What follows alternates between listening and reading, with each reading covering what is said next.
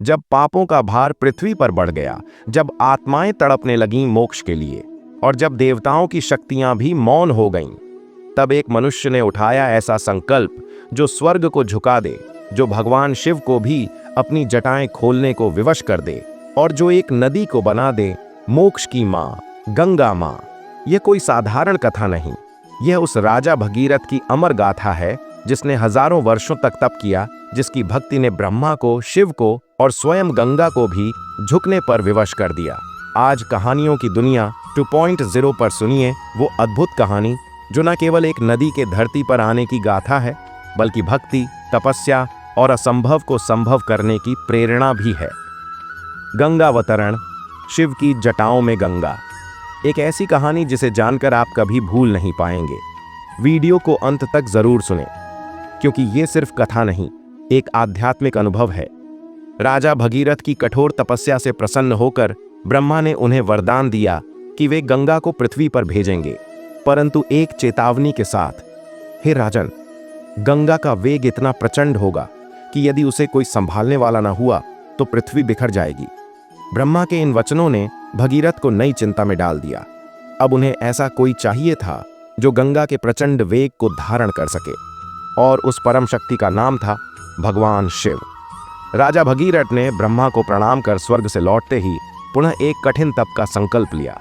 इस बार उनका लक्ष्य था कैलाश पर्वत के स्वामी, देवों के देव महादेव शिव। उन्होंने हिमालय की गुफाओं में जाकर एकांत में बैठकर वर्षों तक उपवास और ध्यान किया। कभी भीषण बर्फबारी में, कभी चिलचिलाती धूप में, तो कभी तेज हवाओं में वे अडिग बैठे रहे। दिन महीनों में बदले, महीने वर्षों में। धरती पर ऋतुएं बदलीं, पर भगीरथ की साधना नहीं टूटी। उधर कैलाश पर विराजमान भगवान शिव, जो समाधि में लीन थे, उस तपस्वी राजा की एकाग्रता और समर्पण को देखकर अंततः प्रसन्न हो उठे। आकाश में बादलों की गड़गड़ाहट के साथ शिव प्रकट हुए और बोले, राजन भगीरथ, तुम्हारी तपस्या से मैं प्रसन्न हूं। बताओ क्या चाहते हो। राजा भगीरथ ने फोल्डेड हैंड्स में निवेदन किया, हे नीलकंठ, ब्रह्मा ने मुझे आशीर्वाद दिया है कि गंगा देवी पृथ्वी पर आएंगी, परंतु उनका वेग ऐसा होगा कि केवल आप ही उसे अपनी जटाओं में रोक सकते हैं। कृपया मेरी प्रार्थना स्वीकार करें और गंगा को अपने जटाओं में स्थान दें। महादेव मुस्कुराए। उनके मुख से निकले शब्द धरती पर गूंजने लगे, तथास्तु, मैं गंगा को अपनी जटाओं में धारण करूंगा और फिर धीरे धीरे उन्हें पृथ्वी पर प्रवाहित करूंगा। राजा भगीरथ ने साष्टांग प्रणाम किया। अब सब कुछ तैयार था गंगा को पृथ्वी पर बुलाने के लिए। एक बार फिर उन्होंने ब्रह्मा का ध्यान किया और प्रार्थना की, हे ब्रह्मादेव, अब आप गंगा को पृथ्वी पर भेजें।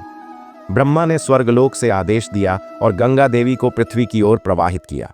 जैसे ही गंगा का वेग आकाश को चीरता हुआ नीचे आया, धरती कांप उठी, पर्वत थर्राने लगे और आकाश गड़गड़ाने लगा।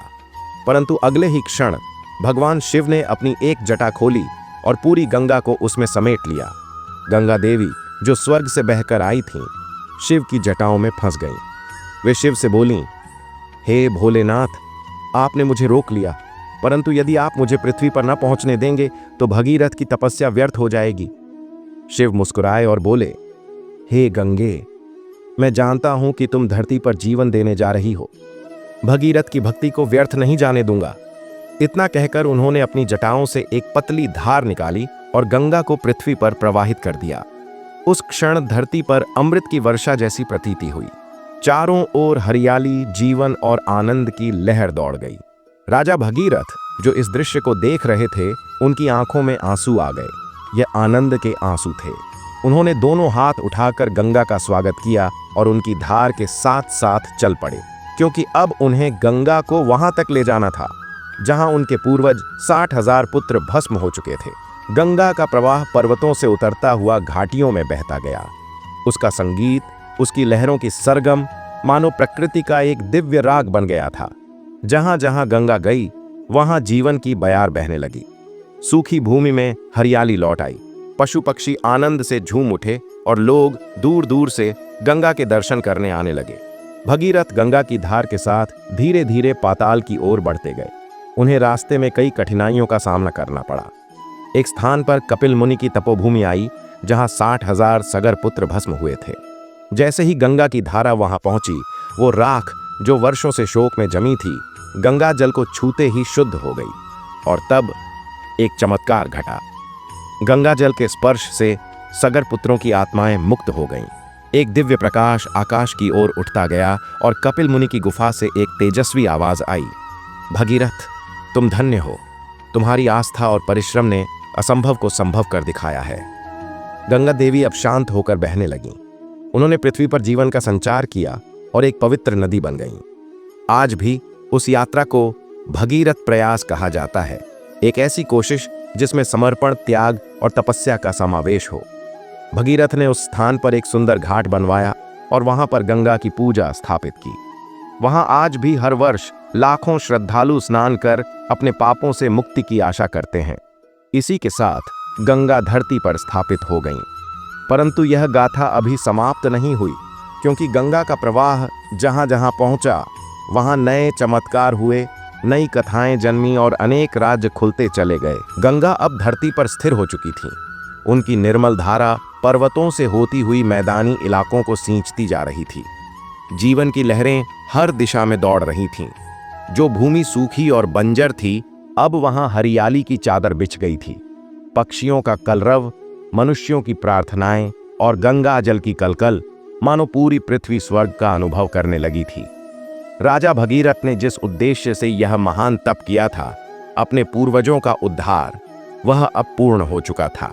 उनके 60,000 पूर्वज जो कपिल मुनि के शाप से भस्म हो गए थे, अब गंगा जल के स्पर्श से मोक्ष को प्राप्त कर चुके थे।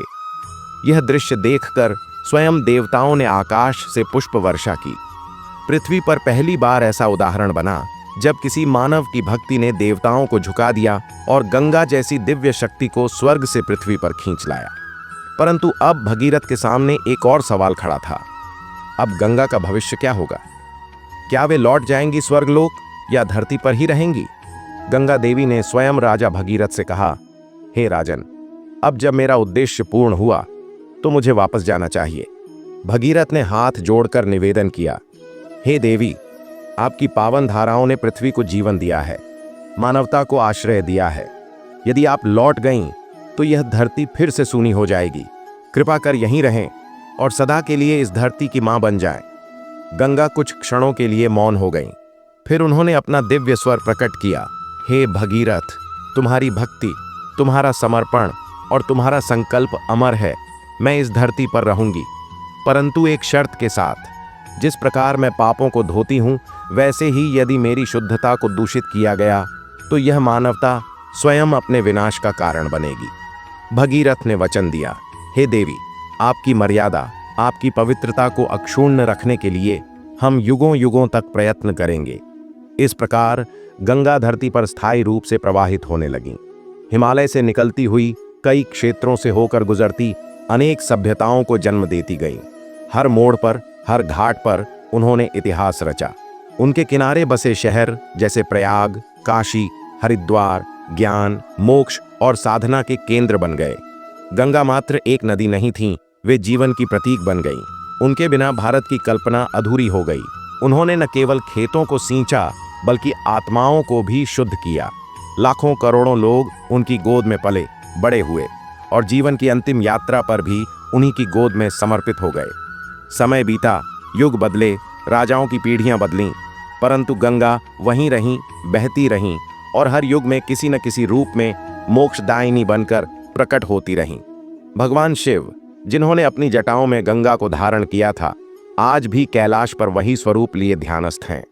और जब भी कोई भक्त गंगा में आस्था से स्नान करता है, वह अनुभव करता है कि वह केवल जल नहीं, बल्कि शिव की कृपा, ब्रह्मा की योजना और भगीरथ की तपस्या का सजीव रूप है। गंगा के तट पर वेदों का उच्चारण हुआ, महर्षियों ने शास्त्रों की रचना की और बुद्ध ने ज्ञान की बात कही। यहीं श्री राम ने वनगमन किया, यहीं श्री कृष्ण की कथाएं गूंजती रहीं। गंगा ने न केवल जल दिया, बल्कि संस्कृति, सभ्यता और आत्मा को दिशा दी।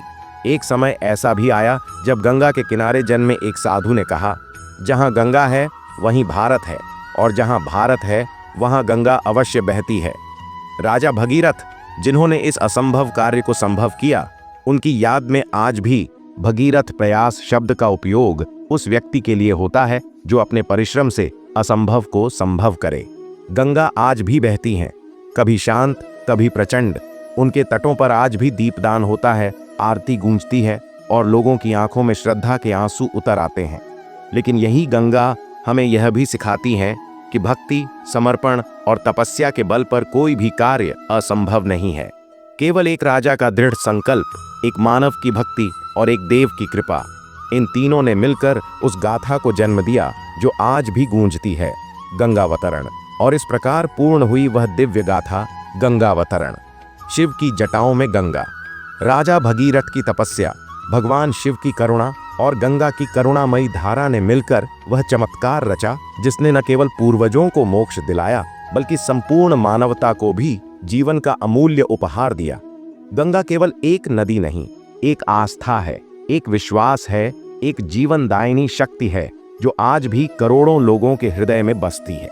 अगर आपको यह कथा पसंद आई हो तो कहानियों की दुनिया 2.0 को जरूर सब्सक्राइब करें और वीडियो को अपने प्रियजनों के साथ साझा करें, क्योंकि ऐसी कहानियां केवल सुनी नहीं जाती, महसूस की जाती है।